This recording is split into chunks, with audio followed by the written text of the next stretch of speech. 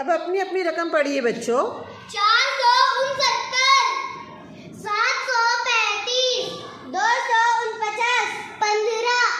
Very good. अब बताओ इसमें सबसे बड़ी रकम कौन सी है?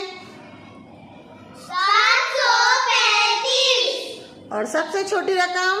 15। Very good. अब ये बताओ, इसे चढ़ती तरतीब में बनाओ।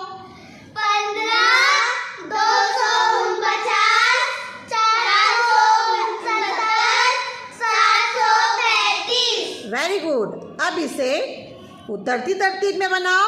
735, 469, 249, 15। Very good.